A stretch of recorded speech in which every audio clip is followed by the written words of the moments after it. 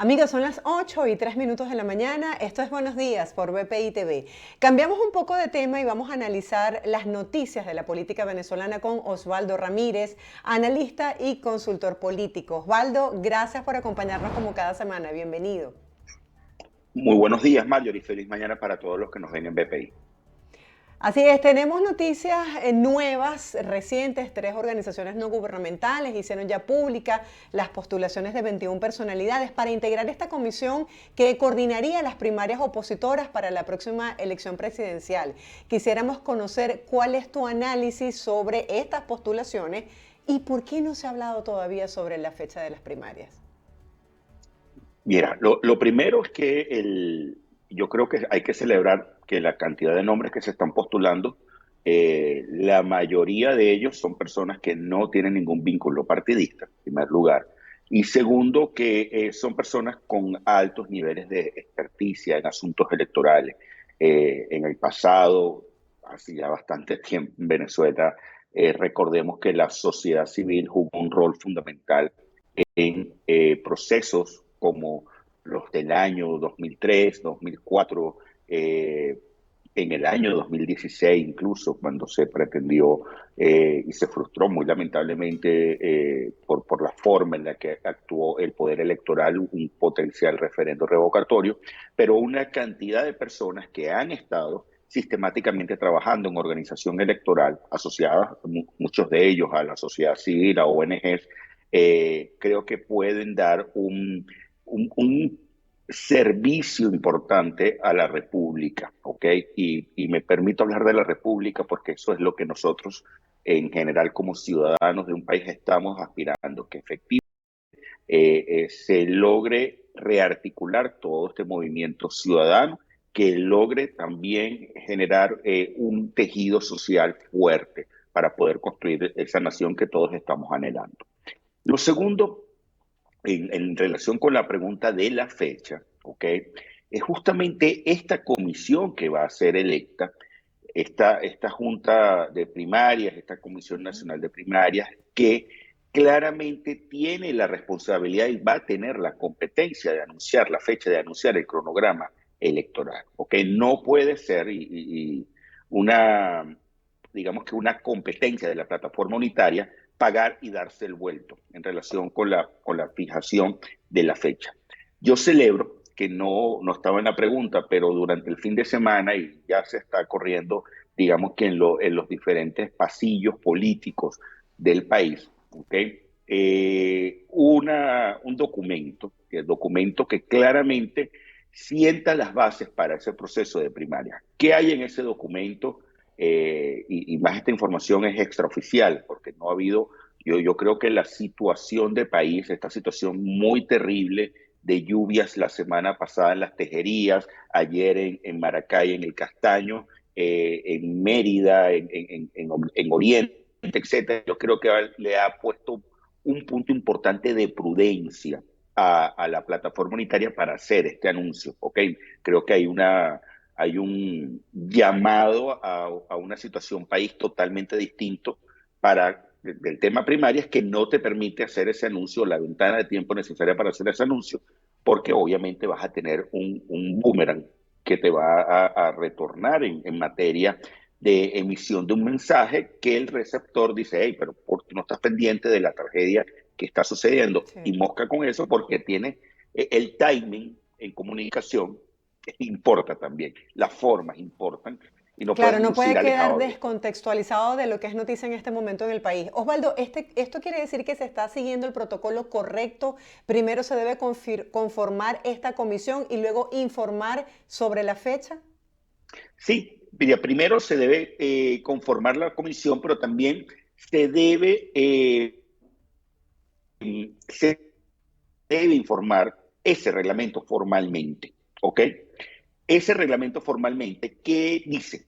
Primero, que la primaria va a ser organizada, no va a ser organizada por el Consejo Nacional Electoral, a pesar de que no descartas su asistencia técnica, no descartas la asistencia técnica ni nacional ni internacional. Lo segundo es que va a poder participar prácticamente cualquier venezolano, porque tú no puedes cercenar el derecho al voto. Y recordemos que esta ha sido una de las luchas más importante sobre la participación de personas que han sido inhabilitadas, algunos de ellos injustamente y que claramente no les permiten la competencia. Lo tercero es el voto en el exterior, el voto de todos los venezolanos. Y recordemos que yo creo que este es uno de los puntos más álgidos que hay acerca de qué va a pasar con esa diáspora. Diáspora que lamentablemente hoy todo tiene cerca de 105, entre 105 y 115 mil venezolanos formalmente inscritos en el exterior para votar. Muchos de ellos no pueden ejercer el derecho al voto, puesto que consulados o embajadas están cerrados porque ha habido una ruptura temporal de relaciones con Venezuela, otros porque simplemente no se ha abierto un registro electoral en el exterior para poder, obviamente, tener ese tema. Un detalle, no todo el que está en el exterior quiere votar. Y un detalle, gente que se fue al exterior y se sacó a Venezuela de corazón, y eso no es un asunto que hay que criticar porque simplemente sus leyes de acogida no le permiten mantener la doble nacionalidad, sino que tienes que renunciar a una nacionalidad. Recordemos que aquí hay un marco normativo importante, ¿ok? Y tercero, que obviamente, cuarto, perdón, va a haber una cantidad de cosas de tipo logístico que probablemente venezolanos, si tú me pones un ejemplo, es que el centro de votación va a estar en la ciudad de Miami, en tal localidad, y la persona vive en Tallahassee, en el mismo estado de la Florida, no va a poder acercarse a votar porque simplemente no tiene los medios. O sea, aquí hay una cantidad de temas y la determinación por parte de esa comisión si habrá un voto manual o habrá un voto telemático para efectos de ese venezolano en el exterior.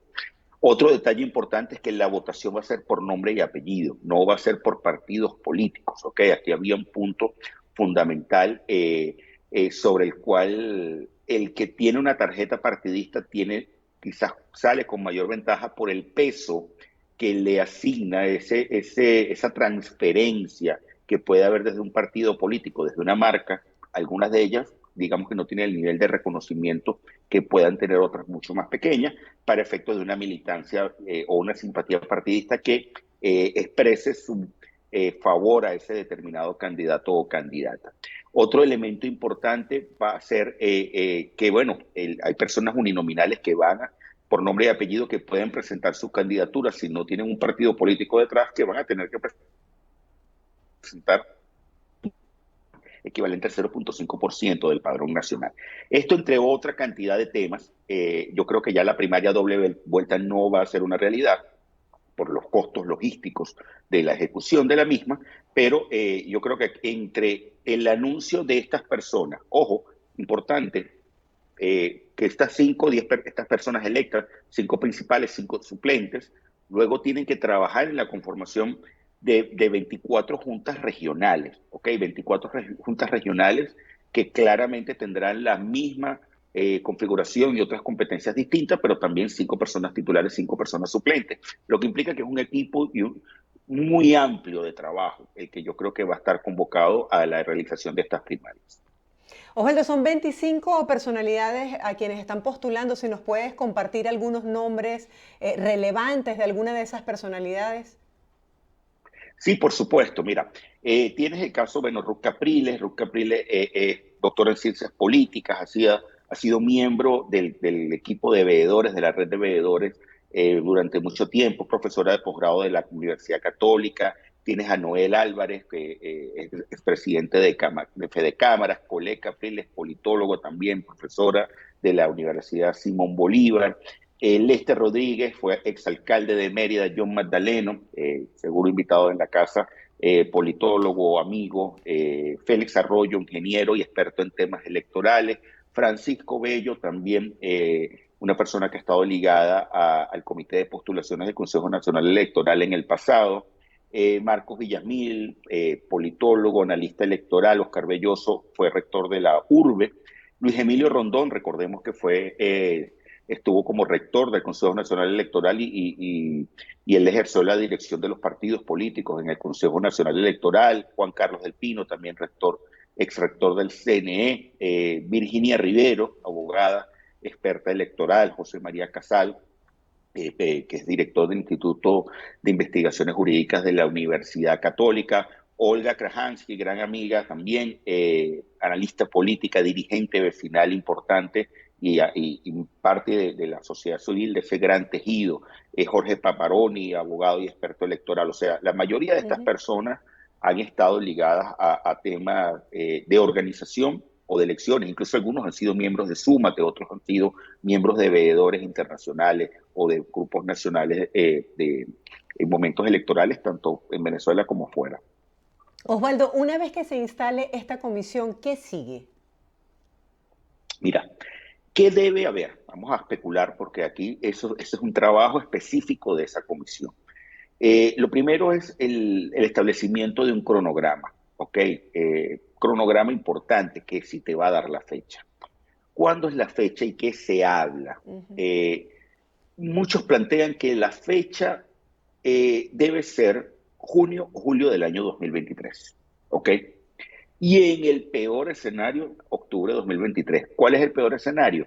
Que no tienes los recursos para ejecutar la primaria. La primaria no es que aquí llegamos y organizamos, eso requiere un tema logístico, eso requiere un tema de financiamiento, financiamiento que puede ser parte de los ciudadanos, financiamiento que puede venir de donantes internacionales. Habrá que ver cuál es el mecanismo, pero primero el mecanismo debe ser altamente transparente para brindar, obviamente, la Claro. legitimidad y blindar todos los frentes necesarios. ¿Cuánto debe durar la campaña? Porque tú tienes un periodo de postulaciones, un periodo de postulación del nombre y presentación del nombre por parte de las organizaciones políticas. Luego tienes un periodo de impugnación, ¿ok? Luego ese periodo de impugnación tienes un periodo de publicación de las candidaturas. Luego tienes un periodo en el cual hay una revisión de todos esos documentos. Luego tienes un periodo formal de campaña que puede durar 60 días, puede durar 90 días. O sea, yo creo que el que quiera ser candidato ya tiene que estar en pre-campaña. Hay una realidad muy clara, lo conversamos en oportunidades pasadas y esto implica recorrer país, disminuir las brechas de conocimiento sobre la población, obviamente mejorar tus niveles de agrado y a Ujú. partir de ello generar un proceso obviamente de que voten por ti. Hay un tema importante, tiene que haber y va a haber un acuerdo mínimo común entre todos estos candidatos. Tiene que haber Así es. un pacto ético por el país, un pacto de caballeros y de damas, para ser inclusivos en la frase, que implique un programa mínimo de gobierno, unos acuerdos mínimos de gobierno, pero que también eso permita el respeto de las reglas de juego internas y estar de acuerdo con los mecanismos de sustitución potenciales porque tú vas a permitir la participación de inhabilitados y tienes que navegar en el escenario y si gana un inhabilitado o inhabilitada. O sea, tú tienes que ver, bueno, cuál es el mecanismo de sustitución, que todo el mundo esté de acuerdo en que eso va a estar. Otro punto que es relevante, no van a permitir en las primarias la participación de personas y de partidos y de grupos que hayan atentado contra el secuestro de la legitimidad de los partidos y los verdaderos dueños eh, eh, mal que bien, esas palabras no me gusta utilizarlas, pero que durante mucho tiempo se habló de los alacranes, etcétera. Eso no va a ser permitido, que en un momento había gente insistiendo de que esto debía ser así. Y luego, obviamente, la campaña electoral tienes el acto de votación.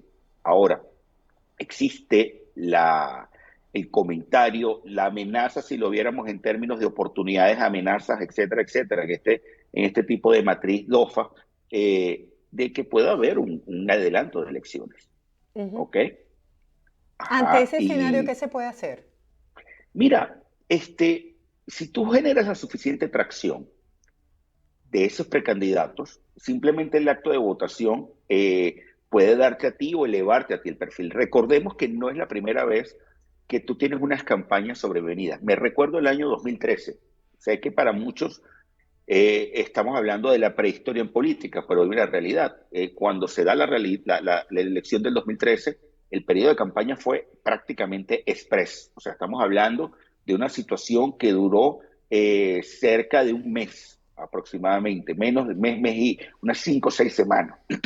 Fue todo el tema en donde hubo la oportunidad de presentar un candidato, salir a recorrer país y generaste una elección altamente competitiva. Que en ese momento no hubo primaria, sino tuviste que ir al consenso, válido. Aquí está de nuevo la figura del consenso y por qué lo hablo. Porque pudieras tener el escenario en el cual no te da tiempo para hacer la primaria y tienes que ir a un consenso.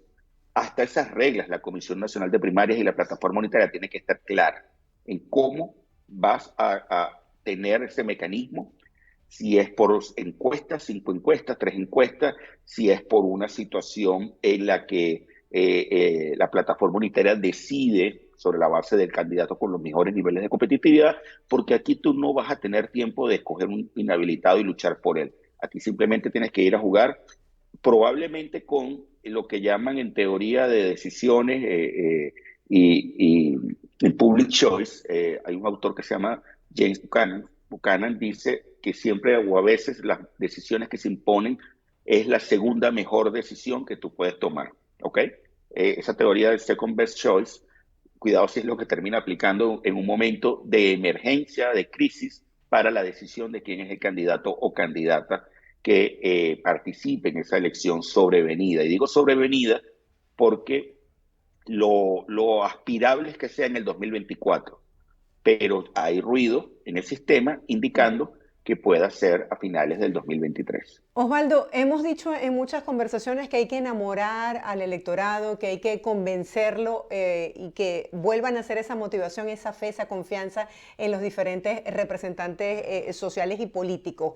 En este momento, ¿cuáles son las debilidades que tú le ves a este proceso? Lo más difícil de llevar de la letra escrita a la acción. Mira, yo creo que lo más difícil hoy día es el financiamiento, primera parte.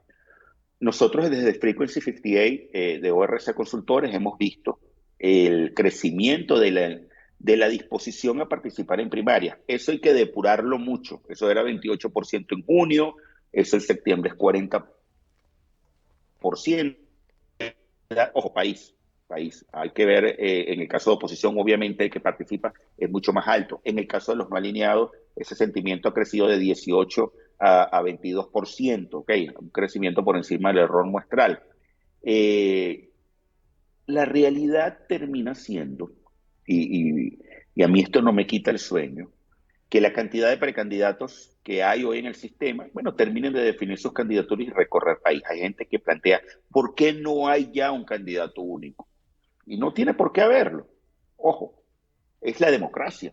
Y hay gente que se le olvidó que el ejercicio de la democracia también pasa por la escogencia de quién yo quiero que me represente. ¿Ok? En buena lid, en que ellos compitan, diferentes partidos, diferentes personalidades. El otro elemento es entender que, que por azar, por obviamente tener una precampaña electoral, por aumento del gasto público, te pueden cercenar la alfombra, simplemente que por parte, obviamente, del candidato incumbente, que en este caso es Nicolás Maduro, comience a generar tracción porque comienza a decir, estamos gobernando, estamos trabajando, vente conmigo, sobre todo no para el público opositor, sino para el no alineado, que hoy es 50% del país. Esa gente que dice no estoy ni con A, ni con B, ni con C, ni con D. Simplemente me mantengo en el medio y lo peligroso de mantenerse en ese medio es que te despolitices. Yo creo que todavía hay esperanza para un porcentaje importante de las personas que están allí. Osvaldo, haciendo la transición hacia otro tema que es noticia y que no podemos dejar de abordar, es lo que tiene que ver con estas nuevas políticas migratorias del gobierno del presidente Biden. Hablábamos el día de hoy con el presidente de la Cruz Roja de Panamá y nos decía que, contrario a lo que se pensaba en estos últimos días, han visto un incremento de migrantes pasando por la selva del Darién. Veíamos en el Nacional, por ejemplo, titulares como que inmigrantes mexicanos están durmiendo en México, en la calle, están a la intemperie porque no se dan abasto los albergues. ¿Cómo visualizas tú esta decisión? Bueno, primero, todo país tiene derecho a tomar las decisiones en materia migratoria que considere, ¿ok? Y esto es importante recordarlo, puesto que bueno, es parte de tu ejercicio de seguridad nacional. Todas las naciones tienen su derecho y garantizado de garantizar su soberanía y de tomar las decisiones de políticas públicas que consideren. El comentario no pretende ser antipático, pero hay que recordar que hay un marco normativo por el cual se rigen las naciones. Lo segundo, hay que recordar que los venezolanos que entraban a Estados Unidos se entregaban a las autoridades. O sea, automáticamente llegaban y comenzaba ese proceso que lamentablemente, creo yo, fue una decisión tomada en el marco de unas midterms, de unas elecciones de medio término, en donde el tema migratorio sí estaba pesando en algunos estados, en algunos circuitos claves. Recordemos que la política en Estados Unidos es muy hiperlocal a veces, muy lejana de Washington, y el tema de yo estar enviando migrantes desde Texas a Washington, D.C., o a New York, o el caso del avión a Martha's Vineyard, terminaba siendo una situación que te llevó algo estrictamente doméstico a una discusión nacional. Discusión nacional en el marco de esa competencia clásica de entre republicanos y demócratas. Yo creo que obviamente Biden iba a responder de alguna manera y muy lamentablemente responde, y aquí sí puedo tomar una posición como venezolano y en solidaridad, muy lamentablemente tomas una decisión amparada en ese título 42 que prácticamente te permite la deportación express. O sea, simplemente hasta personas que habían entrado y se habían entregado las puedo devolver, punto. No voy a aceptar a más nadie si no entra bajo estos nuevos términos. Eso conlleva a una situación en la cual ya el venezolano migrante que probablemente contrató un coyote o que va por su suerte, ya no esté buscando entregarse, ya entra en rutas distintas, ya entra en las rutas que entran algunos mexicanos o muchos mexicanos que entran ilegales a Estados Unidos y están fuera del sistema, off the grid, por muchos años. O sea, ya aquí cambió la situación para ese migrante que dice, voy persiguiendo el sueño americano, y recordemos que las cifras oficiales hablan de entre 130 y 150 mil venezolanos en el último año que se entregaron en frontera. O sea, no estamos hablando de números pequeños, no estamos hablando de poblaciones pequeñas, estamos hablando de un tema que sí te termina afectando y te pone en competencia y te pone en estrés tus sistemas de asilo, te pone en estrés tus sistemas de recepción temporal y te pone en estrés además qué hacer con estas personas. Viene el caso de México. El caso de México, disculpa, Sí. oye, tengo una papa caliente en las manos, gigante, yo no puedo tener esos venezolanos en frontera. O busco una protección o tomo una decisión de protección temporal para esos venezolanos, o voy a tener un problema de seguridad pública, voy a tener un problema muy lamentable de personas deambulando, mendigando en una situación muy compleja que probablemente como Estados no puedas atender inmediatamente. Sí, es que les están dando 15 días en México para su salida. ¿Cómo esto puede afectar aún más la situación que ya existe en los países de Centroamérica? Mira, hay información que otros países de Centroamérica van a comenzar a aplicar la misma medida, ¿ok? De expulsión a otros territorios simplemente porque dicen no puedo ya manejarlos. Tú tienes el caso de una Costa Rica que tuvo una cantidad de requisitos de entradas por visa, etcétera, te llevó a un proceso de permitir que los venezolanos pasaran y prácticamente permitirles el salvoconducto. Caso de una Panamá, en la misma situación. O sea, por peticiones, ok, yo no puedes entrar con una visa, no tienes visa ni panameña, ni nacionalidad de otro país, ni una visa norteamericana, yo te permito el tránsito, el salvoconducto y prestarte la máxima asistencia. Pero el problema que se te va a generar vas a tener gente quedándote en esos países al desistir de tratar de entrar por la puerta trasera a los Estados Unidos, que al final es lo que muchos estaban persiguiendo, porque allá se había la posibilidad de una recepción parcialmente legal. Y digo parcialmente porque muchas de estas personas no podían aplicar al TPS, recordando que estos estatus de protección temporal tienen unas ventanas bien específicas y limitadas. Eh, Creo que esto es una papa caliente, muy lamentablemente, para la región, muy lamentable para los venezolanos, muy lamentable para lo que se refiere a los derechos de migración, de asilo, muy lamentable porque para algunos se están violando derechos humanos a pesar de que estás en una posición en la cual cada país tiene que hacer lo máximo para proteger sus fronteras. Claro, y la figura del sponsor o patrocinante también es muy limitante porque no todos los venezolanos tienen personas aquí en Estados Unidos que puedan cumplir con todos estos requisitos y pedirlos. Claro, porque allí el requisito más importante va a ser el análisis económico, Ujú. que esa familia receptora pueda soportar el ingreso, la manutención de esa persona que estás pidiendo. Puede haber casos, bueno, específicos de trabajos, ONGs, de grupos humanitarios que hagan esa solicitud de patrocinio, pero bueno, al final yo creo que se te está reduciendo de manera significativa la posibilidad cierta de obtener esos papeles. Ahora, eh, yo creo que lo crítico es que tú vas a tener ahora un mercado floreciente de, de, de gente buscando esos nuevos caminos que no eran los caminos de que simplemente te dejaban en suelo americano, tú te entregabas y sabías que máximo 5 o 7 días tú estabas ya con tus familiares o montado en un autobús llevándote a cualquier lugar a emprender una nueva vida.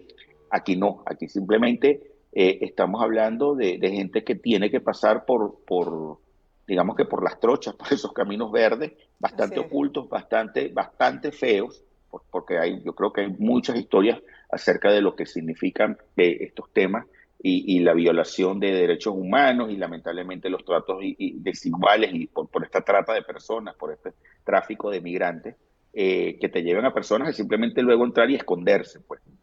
Y Osvaldo, siempre a través de tu empresa de consultoría nos eso acostumbras es terrible a como lo hemos visto compartir en el con la pasado. audiencia información importante que tiene que ver con temas que son noticia en el país. ¿En qué estás trabajando en este momento? Si estás haciendo algún estudio, alguna encuesta que puedas compartir con nuestra audiencia.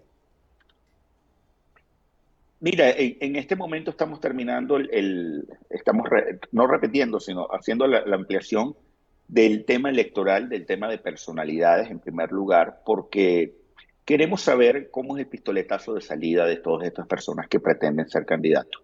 Digo pretenden porque algunos no van a lograrlo. O sea, simplemente algunos han dicho, yo me estoy colocando mi nombre, pero no genera la atracción necesaria del votante. Estamos tratando de ver eso, vamos a terminarlo para ver cómo están. Lo que puedo adelantarte, hoy hay 3, 4 nombres punteando, esos 3, 4 nombres que hemos visto ojo, con posiciones de salida favorables. No voy a hablar de porcentaje porque no están compitiendo entre ellos. El ejercicio que hicimos no es de competencia entre ellos, sino simplemente ver a la persona individualmente. Tenemos a María Corina Machado, tenemos a Enrique Capriles, tenemos a Gustavo Duque, tenemos a Juan Guaidó, eh, entre otras personas. Pero digamos que estas 4 personas hoy están concentrando una atracción. Yo creo que tienen una potencial posición de salida un poco más favorable que otros candidatos, a pesar de que ya tú tienes en competencia a Carlos Prósperi, Delsa Solórzano, entre otros, que pueden estar trabajando en mejorar sus números. Pero la realidad, yo creo que esto es una noticia interesante que le está diciendo, yo creo que el país, pero también nos está reconociendo como una lectura por debajo de superficie, que no es tan cierto eso de que todo el mundo está alejado de la política y todo el mundo está en un modo de odio total a lo público. Del lado del oficialismo, estamos viendo también a Nicolás Maduro sólido en su posición de salida en relación a pesar de que él es el candidato incumbente, siempre es interesante medir a otras personas. Aquí hay una narrativa acerca de un gobernador que supuestamente tiene mejores números que Maduro. Eso no es realidad, por lo menos en nuestros estudios no es realidad. ¿Quién sería ese Simplemente estamos gobernador? viendo. El gobernador de Carabobo, La cara. gobernador de Carabobo, la realidad termina siendo que estás viendo a Maduro también muy sólido en su posición de salida. Y además, insisto, hay un cambio de narrativa importante, lo que estamos viendo en medios de comunicación, de parte del poder de la coalición gobernante, de parte también de otros candidatos que han salido a recorrer el país. Y yo creo que justamente salir de Caracas o salir de sus oficinas y salir de los medios de comunicación e irse a recorrer Venezuela está siendo un punto positivo justamente en la reconexión y en volver a enamorar a la gente para sumarlo a una Osvaldo, causa. si brindáramos una asesoría gratuita política, ¿cuáles serían esos 3 puntos para ti indispensables que no pueden faltar en esta propuesta de campaña de esos candidatos? Mira, de candidatos de la oposición o del país en general. Bueno, a mí me gustaría que habláramos en cuanto a estos candidatos de la oposición que estamos Ok. enfocados en estas postulaciones. Mira, la gente conoce sus problemas. No tienes que estar recalcándoselos todos los días en la narrativa. Y yo creo que ahí hay un tema, es que solo hablas de problemas, problemas, problemas, problemas. Hermano, no me cuentes lo que ya yo sé y lo que padezco. segundo, aquí hay un tema de generar un nuevo tejido social. Y ese tejido social implica que sea un tejido sólido para la acción política. Si no tienes tejido social, no tienes capacidad de un accionar político macro. Y yo creo que justamente en ese punto es la invitación a generar las sinergias necesarias con muchos actores que incluso hoy pueden estar en competencia entre ellos, pero que luego se van a necesitar para trabajar. Y el tercer elemento claramente es un objetivo estratégico común. Ese objetivo estratégico en algunos casos se ha adolecido. Para algunos su objetivo estratégico es una primaria, para otros un objetivo estratégico es la crisis humanitaria, para otros el objetivo estratégico es que les levante las sanciones al sector petrolero, energético, para que haya negocios. O sea, hay gente que no está clara en cuál es el objetivo que realmente tienes que alcanzar para conectar con la gente. Y eventualmente entender, hay que hacer un ejercicio de democracia, hay que ver los ejercicios de renovación de liderazgo, y hay que entender claramente que de nuevo tienes que volver a reconectar con la gente. Y la gente te va a acusar de algo que lamentablemente es injusto, pero te va a acusar. Y es que tú no arreglaste los problemas del país. Y yo creo que este es un punto fundamental porque el que ha sido oposición no es gobierno. Y quien tiene que arreglar los problemas del país es el que está en gobierno. Aquí esto se desdibuja porque desde el 2019 tú hablas de un gobierno interino, pero es un gobierno que, entre comillas, representas, pero no tienes poder. Entonces, esto termina siendo muy bizarro en la mente del ciudadano porque dice, bueno, pero entonces tú me prometiste el cambio y tampoco me Claro. lo diste. Y justamente en ese es el punto sobre el cual las críticas van a ser las más grandes. Y bueno, sabes que tienes que reconocer y hacer el ejercicio del mea culpa. Y bueno, vamos para adelante. Osvaldo, gracias por acompañarnos y por toda esta visión que nos permite entender lo que está pasando con la política venezolana. Será hasta la próxima semana. Un abrazo. Feliz día para todos.